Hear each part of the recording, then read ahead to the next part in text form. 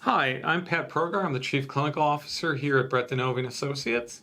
Hi, I'm Frances Perrin. I am the Vice President of International Clinical Services. Hi, I'm Justina Said, and I'm a registered behavior technician. Our topic for today is what to look for in an ABA organization when seeking a BCBA position.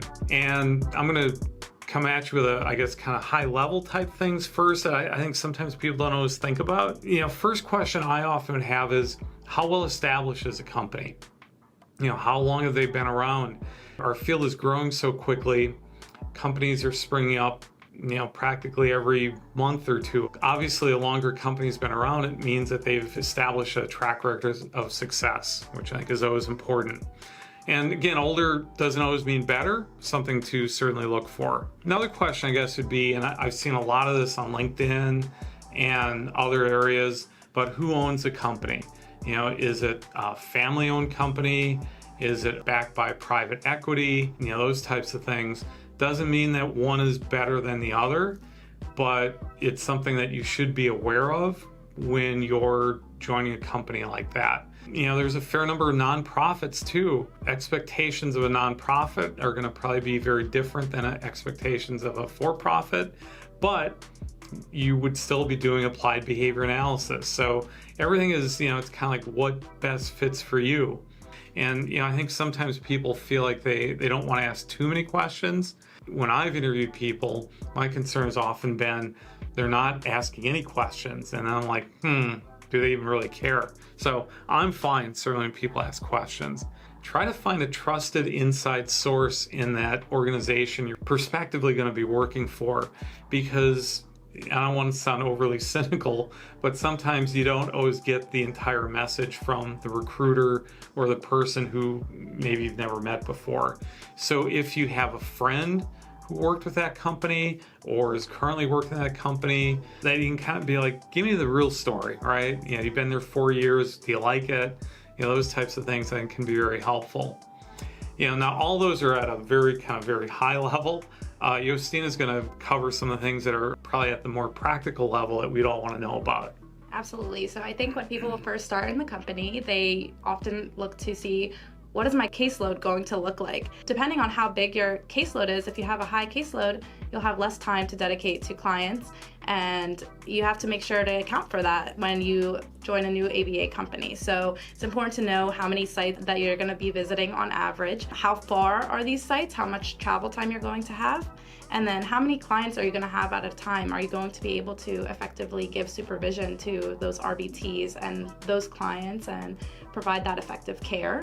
Segueing off of that, I think just knowing what the supervision expectations are for that company are super important too when you're searching for a new ABA organization. So determining whether the RBTs are adequately trained. Do you have to do more of that on your own? How many RBTs are you going to be supervising at a time? You should be asking those questions as well. And you should also consider maybe the indirect costs of the materials. Some companies are larger and they will provide you a lot of resources. They'll give you a lot of those materials.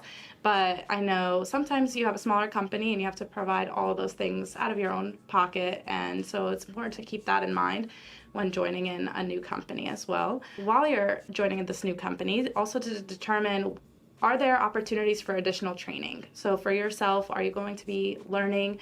Are you going to be having any extra continuing education credit? Those CEUs, are they offered through your company? If they're not offered through your companies, I believe some companies may reimburse. And will there be additional clinical meetings and trainings? And tying into that, not just what opportunities there are for continuing education, but what type of mentorship does the organization have? So it's no fun to work as a BCBA when you're by yourself and there's no other BCBAs around you. So even if you might be going off in different locations, if the organization has a team of BCBAs, are there opportunities for team building there? Are these people going to be someone that you can contact, reach out to, get support from? Is that culture built into that organization? Mentorship, support, opportunities to help out on each other's cases if, somebody needs that additional oversight or is struggling with a client they're not making progress with, they don't have all the answers for. So that really ties into, is there a collaborative approach?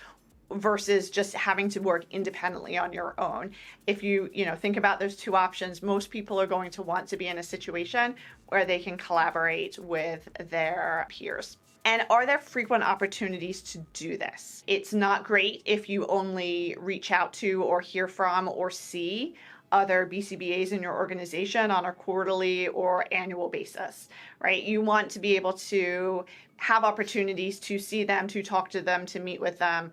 Within the organization, are there opportunities for development and growth?